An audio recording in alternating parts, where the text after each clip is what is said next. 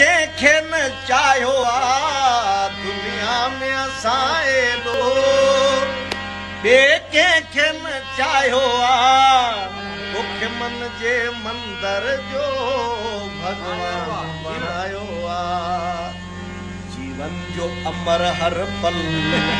मूंखे ॾाढो वणी वियो आहे वो चंड ककरनि मां निकितल